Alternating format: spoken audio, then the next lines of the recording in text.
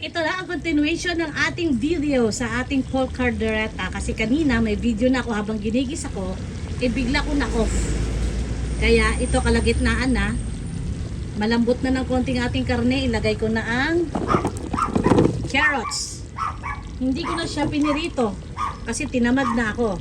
At ilagay ko na rin ang isang lata na liver spread. Yan. Tignan nyo mga ka-super mom, kung gaano kalapot yung ating sauce, di ba? Itong kaldereta natin, hindi ito tuyo na pagka-luto. Medyo masosi ito kasi ang sauce pa lang inuulam na ng mga anak ko. So, kanya-kanya tayong preference sa pagluto. Ito ang version ko sa kaldereta. Ginisa ko sibuyas, bawang, and then sinakutsa ko ang baboy. Nung nasakutsa na ng gusto ang baboy, nilagay ko ng tubig at nilagay ko na rin ang 4 na pakete na caldereta mix. Caldereta mix ang nilagay ko kasi hindi ako kumpleto sa ingredients na mano-mano ingredients, kaya caldereta mix na lang binanat ko dito. And then nilagyan ko na siya ng tubig at ito na ang lapot-lapot na. Plus nilagyan ko pa siya ngayon ng isang latang na maliit na liver spread, lalong lumapot, no? Diba? Sauce pa lang, ulam na. So, ang kulang ko dito mga ka-super mom ay pickles. Akala ko may pickles pa kasi, kaya nung namalengke ako, hindi ko naisip na bumili ng pickles. Naubos na pala. So, hintay lang natin na mag half cook ang ating carrots, and then ilagay ko or susunod ko paglagay ang patatas. Ayan.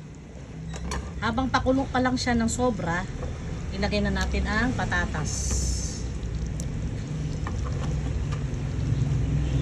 Ang huli nating ilalagay ay sili bell or bell, sabi ni Nora. Ayan, no? Wala tayong green, puro pula.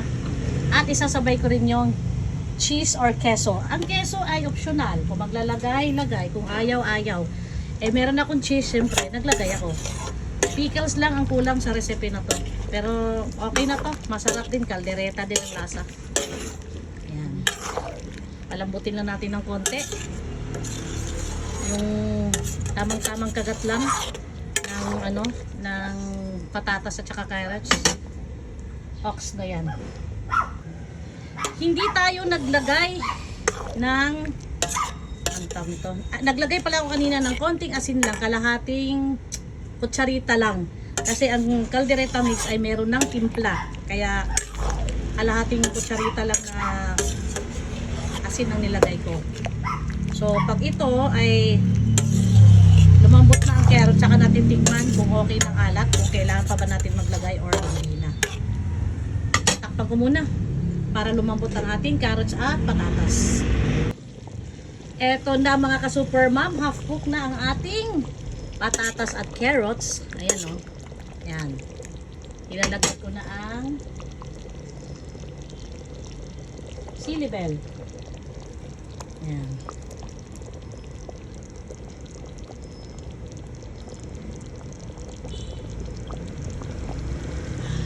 Ayan.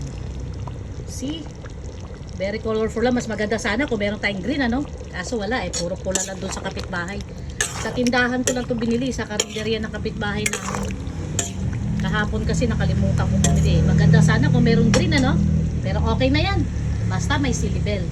Ayan na, luto ng ating kaldereta na pork kaldereta. Muntik makalimutan mga ka-super mom ang ating pineapple juice. Ay, wala nang pickles, pineapple juice, makalimutan ka.